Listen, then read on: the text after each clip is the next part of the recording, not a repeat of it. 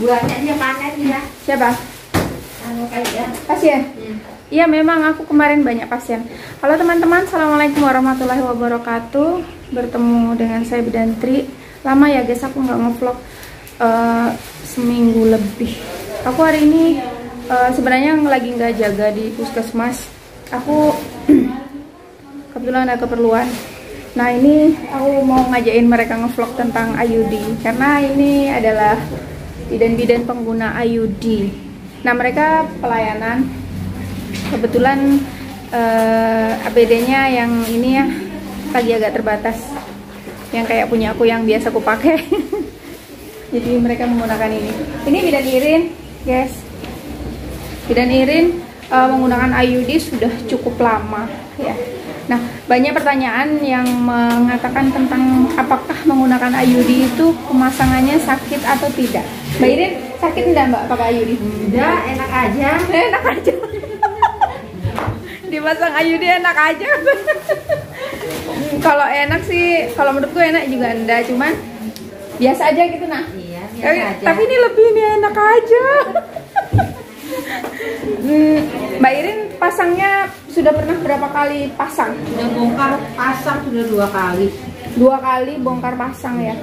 Masing-masing 4 tahun atau 5 tahun. 5 tahun. Dia berarti pakai yang Novate. Ya, aku dulu pakai Novate juga. Ini masih pakai Novate juga. Aku 2 kali bongkar pasang juga. Mbak Irin pasangnya di mana ya? Di itu rumah sakit. Di rumah sakit. Ya. Dua-duanya di rumah sakit. Satu di rumah sakit, satunya ada di itu teman praktek. Di teman praktek. Iya. Oh gitu. Yang pertama yang di teman praktek, yang Iya. keduanya ke rumah sakit. Iya. Aku juga yang pertama yang pasang teman, di itu nggak ngerasa apa-apa. Cuman yang waktu aku pasang di dokter Mbak Irin, aku agak terasa sedikit karena dia pakai apa? Tenakulum. Tenakulum. Oh ya itu sih, ya sama juga sih. Iya. Pakai tenakulum juga. Iya yang terakhir. Itu agak terasa ya? Agak terasa. Agak terasa ya. Agak terasa tapi ya Nggak sakit. Nah, Iya. Ya. Balastri. Ada bosku di sini. Aku lagi ngevlog IUD. Ngevlog. Nah ini juga ada bidan Silvi. Aku di sini ya biar lebih ini. Karena jaga jarak. Nah ini bidan Silvi ini bos kayak aku ya guys ya. Nah ya Mbak Silvi pasang IUD-nya di mana? di dokter. Di dokter Objin ya. Berapa kali sudah sama dokter Objin atau sebelumnya sama bidan baru sama Objin? Sama dokter itu namanya. Sama dokter terus ya, sama Objin. Nah itu kan berarti pakai tenakulum ya? Ya begitulah. Terasa? Ya lumayan. Tapi Lumayan. dia kayaknya cepat gitu loh Mbak. Jadi Cepat. kadang-kadang kayaknya sebentar aja tek Iya. selesai. Selesai gitu. ya, karena kita di USG dulu. Di USG dulu. Nah, Mbak Silvi, ini kan Mbak Silvi itu kenapa sih memilih IUD? Apa karena faktor maaf penyakit atau karena apa ada bawaan kita yang tidak bisa gitu, nah atau karena memang keinginan sendiri dengan efek samping yang rendah, karena setahu aku efek sampingnya itu rendah ya, iya Mbak ya? Ya benar. Nggak ada flek gitu. Jadi kalau pakai suntik KB, pil itu kan rata-rata pakai flek gitu. Tapi kalau pakai IUD ini kan nggak menimbulkan flek di muka ya. Jadi sebenarnya bagi perempuan-perempuan yang pengen mempertahankan kecantikannya tidak biar nggak luntur. Lunturnya karena flek ya guys. Begitu itu ngomong cantik kok kayaknya fokusnya ke situ aja ya. Mentang-mentang kita tertutup. Nah maksudnya memang pesannya gitu karena memang dia nggak ada efek samping ke wajah kan Mbak Silvi ya. Mbak Silvi apa dulu niatannya menggunakan IUD? Memang keinginan memang sendiri untuk pakai IUD ya. Dan sekarang salah satu tadi itu efek samping yang dirindukan tuh rendah dibandingin kontrasepsi yang lain. Efek sampingnya sudah dirasakan apa Mbak Silvi? Ini seperti biasa haid yang agak lebih banyak dari biasanya. Terus kalau haid lebih dari 7 hari kan Mbak? Enggak. Kram perut biasa kalau biasa. sudah mau datang bulan seperti itu. Iya. Seperti keputihan ada sedikit tapi sedikit aja dan itu normal, masih normal batas ya. normal ya. Karena sebenarnya semua wanita juga keputihan ya. Iya, semua wanita itu keputihan guys. Jadi nggak usah khawatir kalau ada keputihan selama masih normal ya Mbak Sylvia.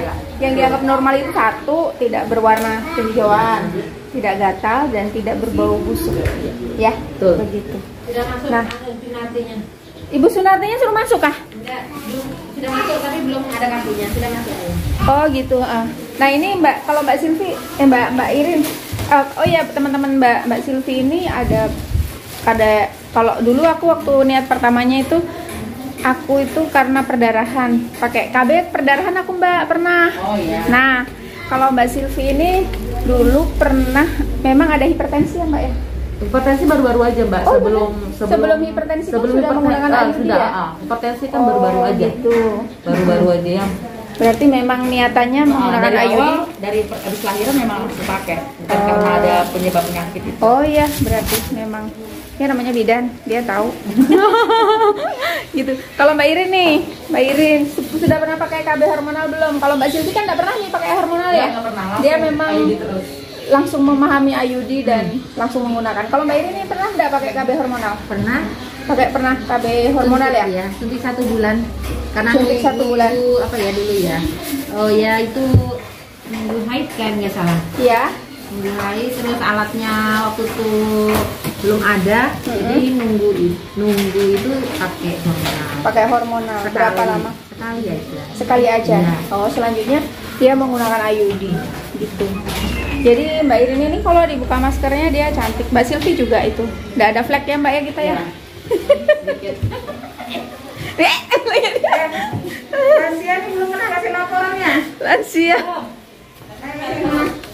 Mana laporannya? Itu Mbak Lastri. Aduh, Mbak Lastri kita lagi ngevlog IUD. Mbak Lastri itu juga pernah pakai IUD. Oh, jadi tanya. Jangan ditanya.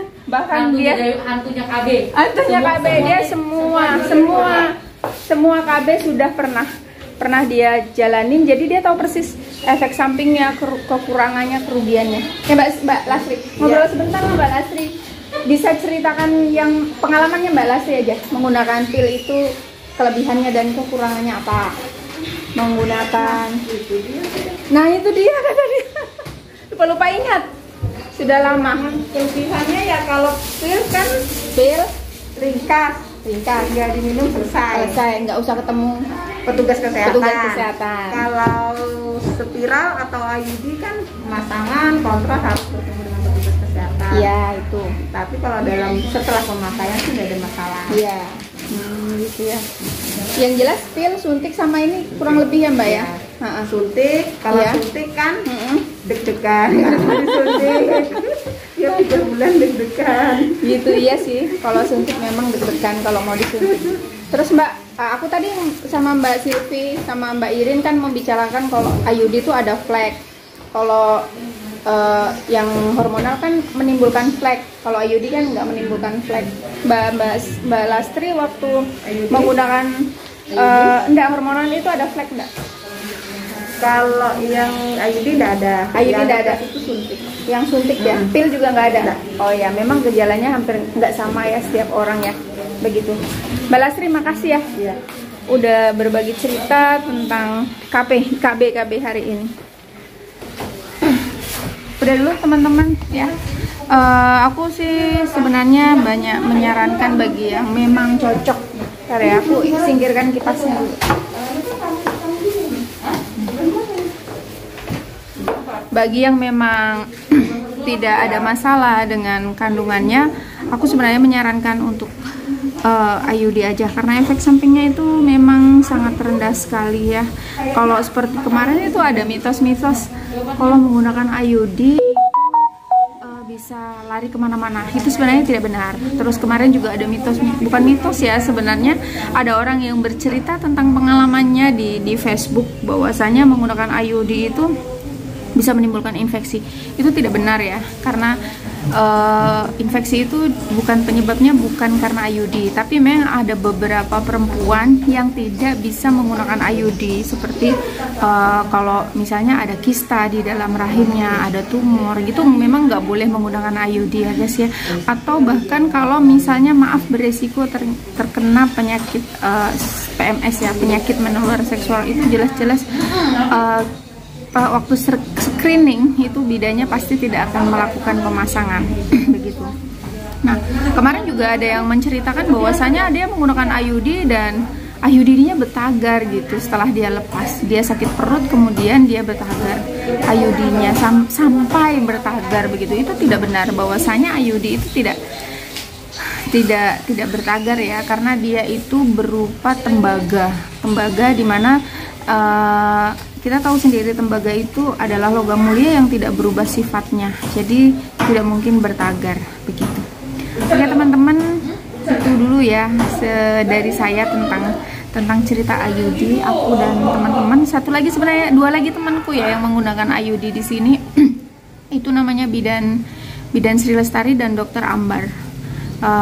Kami sudah cukup lama menggunakan IUD dan alhamdulillah cocok. Dan perlu diingat bahwa tidak semua wanita bisa menggunakan IUD, tapi bagi yang bisa ya saya sarankan menggunakan IUD, karena IUD itu kapanpun mau dilepas langsung bisa, efektivitas kesuburannya langsung kembali pulih. Tidak sama dengan suntik. Kalau suntik itu kadang-kadang butuh 2 tahun, butuh 3 tahun untuk bisa kembali hamil lagi. Tapi kalau IUD ini dilepas, alhamdulillah bisa. Meskipun IUD ini bisa dipakai selama 8 tahun, tapi kalau misalnya mau lepas dalam 1 tahun atau 2 tahun, pengen punya momongan, bisa langsung dipasang, nggak usah ragu-ragu lagi begitu ya.